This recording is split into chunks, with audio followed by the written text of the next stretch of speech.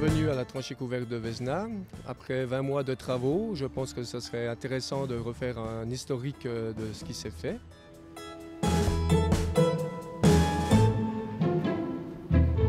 Juste pour vous expliquer la base, nous avons effectué des pieux de diamètre 800 sur une longueur de 12 mètres, tous les 2,50 m. Il y en aura environ 720 sur toute la longueur de la tranchée couverte. Quand ces pieux sont effectués, nous effectuons des dalles par moitié posées sur ces pieux afin de pouvoir remettre la circulation sur les dalles qu'on garde et garder la circulation existante. À ce moment précis, la galerie n'existe toujours pas. On garde toujours le terrain tel qu'il est, on creuse le terrain uniquement pour poser la dalle et on remblait dessus. Après ce, nous effectuerons les travaux à l'intérieur de la galerie, donc c'est-à-dire qu'on creusera en tunnel. Et pour accéder à ce tunnel, nous avons besoin d'une rampe qu'on appelle dans le milieu la trémie, qui est où je suis actuellement, où nous avons effectué des murs de part et d'autre et une rampe continue avec un 6% de pente bétonnée sur un grand lit de ferraille et après sera recouverte avec de l'enrobé bitumineux pour accéder confortablement dans la galerie avec un double sens du point de vue de la circulation.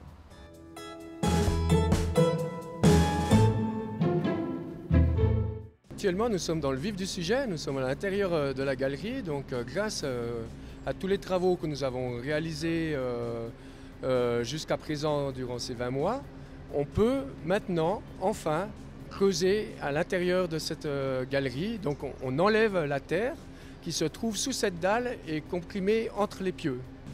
Pour réaliser ces travaux, nous avons besoin d'une pelle qui travaille au frontal, comme on dit, la pelle rouge que vous avez à ma gauche, et besoin d'une deuxième pelle qui charge uniquement les camions.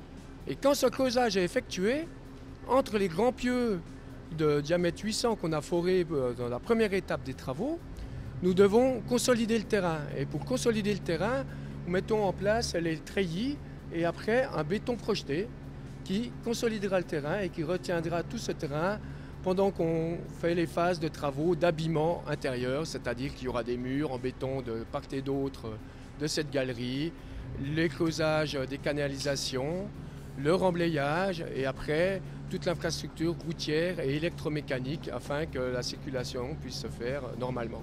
Dans la première étape, on a effectué des micro-pieux, comme on appelle, pour réaliser une micro-berlinoise au milieu de chaussée pour pouvoir maintenir la circulation le plus proche possible du chantier. Donc ces micro-pieux étaient creusés tous les 1,25 m avec un diamètre 400 et à l'intérieur de ce diamètre de forage, on a inséré un profilé H&M 180 avec un coulis de béton.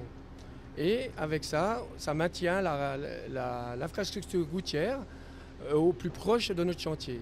Et actuellement, on les retrouve, comme vous avez pu voir sur les images, on les retrouve dans le terrassement, en dessous de la dalle qu'on a réalisée, car ils étaient fichés de 4 mètres de profondeur. Donc on doit les enlever au fur et à mesure de notre creusage et de notre avancement.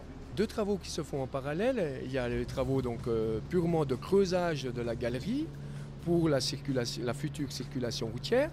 Et de part et d'autre, la commune utilise cette galerie pour l'écoulement de ces eaux usées et eaux claires pour principalement pour le futur lotissement, expansion de la commune sur le territoire de la Palanterie. Donc après la première étape de creusage, qui sera d'une longueur de 200 mètres, nous devons effectuer le point crucial de ces travaux, le passage du carrefour de la route d'Hermance.